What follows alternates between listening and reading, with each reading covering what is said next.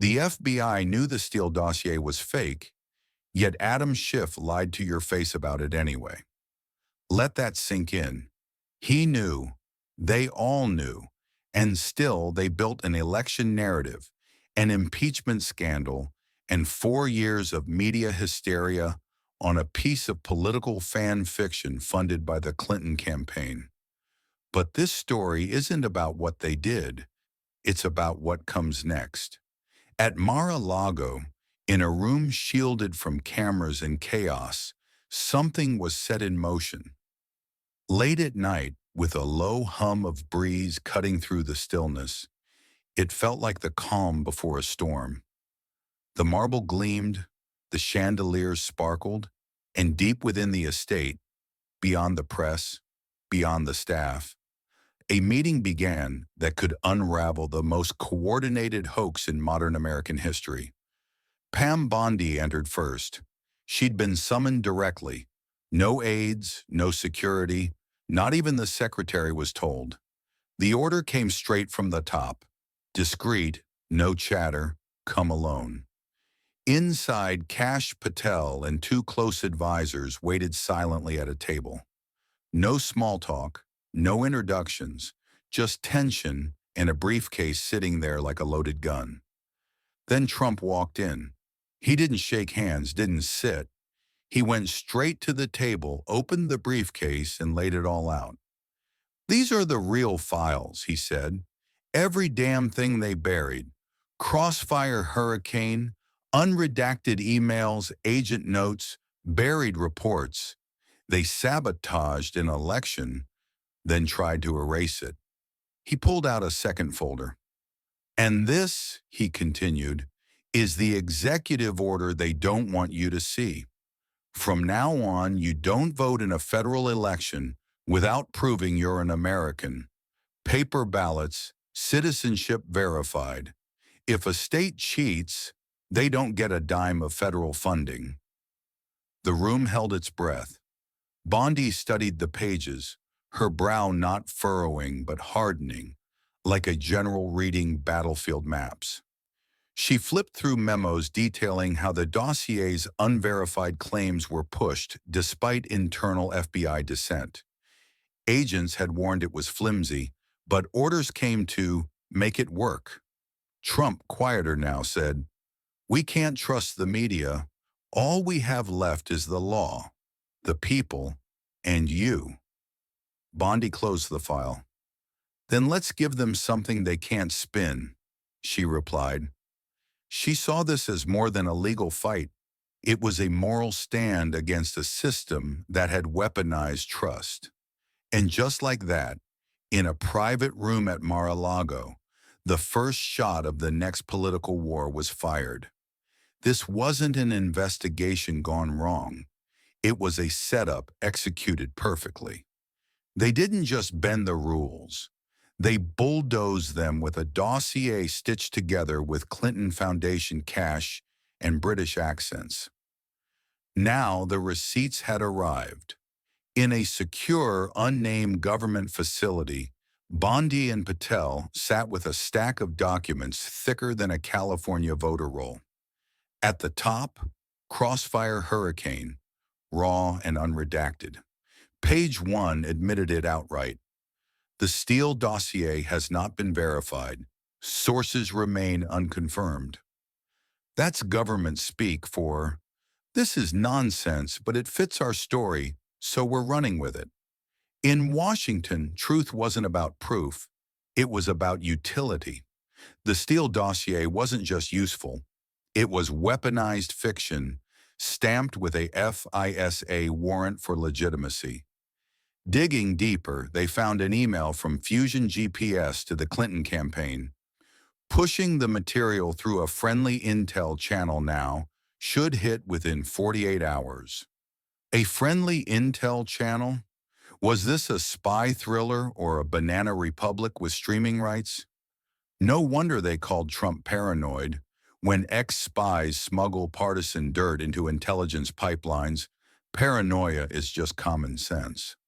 Then came the audio. Adam Schiff's voice, calm and smug, dripping with self-righteous confidence.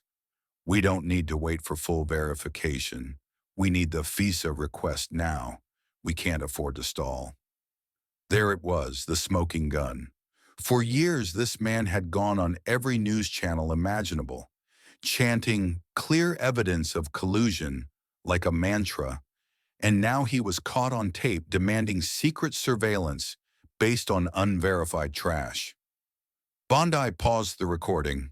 Silence. They didn't just bend the law, she muttered. They turned the entire intelligence community into a political hit squad. Patel, arms crossed, added, "This wasn't an investigation. It was a coup in PowerPoint form. They weren't hunting facts anymore. They were prepping indictments." Bondi stood. "You don't build a case on evidence like this," she said. "You build it on courage. The evidence is just the final nail." She closed the folder, eyes steeled with purpose. Outside, the sun rose over a sleeping nation, but inside, war had been declared. When Trump's classified files hit the open, the counterpunch came fast. Adam Schiff, flanked by American flags and fake virtue, marched to a podium and declared, voice trembling with rehearsed outrage, "This isn't transparency.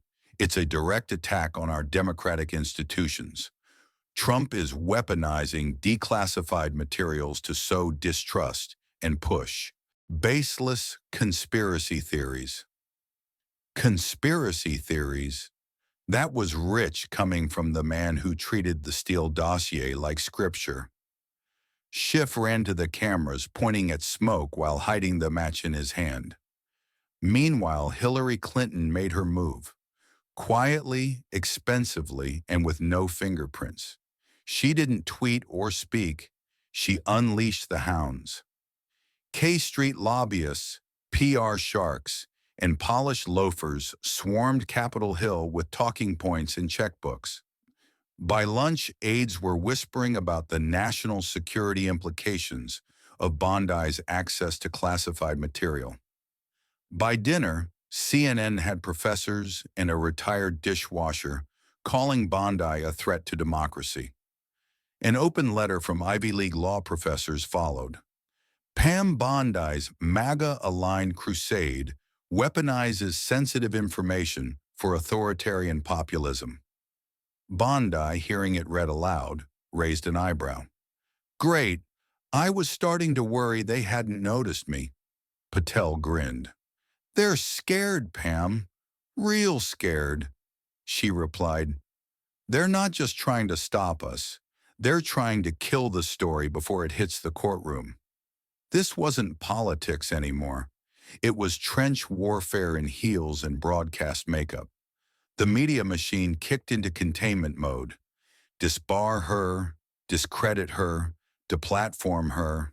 But Bondi had an ace, Natalie Winters, a wolf who'd memorized their playbook and every lie they'd printed. Winters walked into a TV studio, surrounded by 3 Democrat-friendly panelists with smiles sharp enough to cut polling data. The moderator opened with a thin grin. "Natalie, why are Trump-aligned figures endangering national security by airing classified grievances on prime time?" She leaned in. "When the truth is this ugly, I can see why your producers call it dangerous." She laid out Fusion GPS payments, Dossier timestamps, and a Clinton advisor's gem. "Get this to Steele fast. I want him loud by Friday." The room recoiled, but the machine didn't stop. Next morning, her words were sliced and twisted online.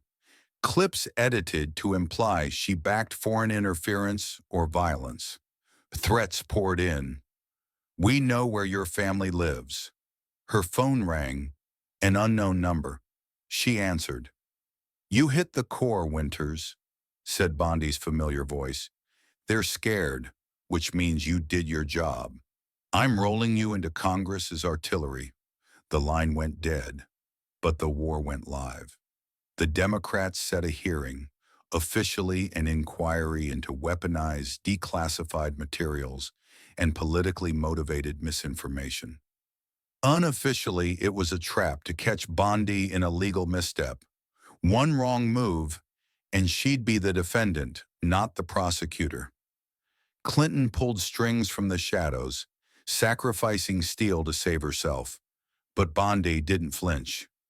"We won't whisper," she said, handing her team unredacted binders. "They want a spectacle? Let's give them a reckoning." The hearing began at 9 a.m. sharp. Bondi walked in, calm and centered, took her seat and opened her folder. Schiff pounced. "This isn't a stage for conspiracy theories. Bondi's leaks endanger national security." She didn't blink. FBI memo, October 2016. "The Steele dossier remains unverified." She played a recording, Schiff's aide. "We don't care if it's true, we need it to stick." Schiff erupted. "This is a stunt." Bondi turned. "You're not being cherry-picked, Congressman. You're being quoted." Then Natalie Winters took the stand. She faced Christopher Steele. "Claim Michael Cohen met Kremlin officials in Prague. Can you verify?" Steele stammered. "An unconfirmed lead." She fired back. "Fusion GPS contract. Clinton paid you to produce this narrative." An email flashed. "We need something to take him out before October. Steele's on it." Steele froze. "You weren't an intelligence officer," Winters said.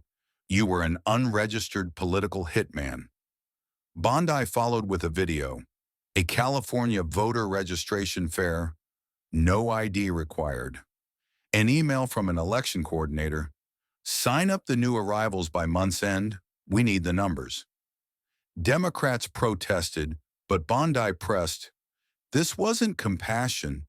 It was importing voters. You opened the borders, then the ballot box." The hearing ended in chaos. Schiff was referred to the DOJ. Steele declared persona non grata. Clinton ordered to face a fraud inquiry. Federal funds were cut from states violating election rules. California, New York, and Illinois felt the sting first, their governors scrambling to explain why billions vanished overnight. Outside, the crowd chanted, "USA," a raw, primal roar that echoed across the National Mall. Newsrooms scrambled to spin it, but the public wasn't buying. Social media lit up with hashtag Liberty Lives, trending globally as clips of Bondi's calm, dismantling, and Winters' surgical strikes went viral. At Liberty Lives again, Trump took the stage with Bondi and Winters. He nodded to them. They didn't come here to win power. They came to take truth off life support. The applause was thunderous, but Bondi owned the moment. "I've been offered cabinet, positions, committees," she said, "but I'm not here to manage power. I'm here to teach Americans how to resist it. I'm launching Liberty PAC, not for campaigns, but for citizens." Winters stepped up.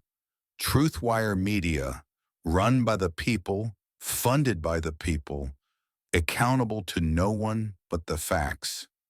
The crowd surged, a quiet resolve spreading like wildfire. The screen faded to one line. "When truth becomes rebellion, telling it is the start of revolution." In the days that followed, the nation didn't just watch, it reacted. Small towns held impromptu rallies, waving signs that read, "Truth over trust." Truckers honked horns in solidarity, while suburban moms shared Bondi's clips over coffee. The establishment doubled down, with pundits calling it populist chaos, but the damage was done. Schiff vanished from the airwaves, his once ubiquitous face replaced by awkward silence. Steele booked a flight out of D.C., his smug veneer cracked beyond repair. Clinton's legal team issued vague denials, but her silence spoke louder than words. For Bondi, Winters, and Patel, this wasn't victory. It was the beginning. They'd exposed the rot, and now the people held the hammer.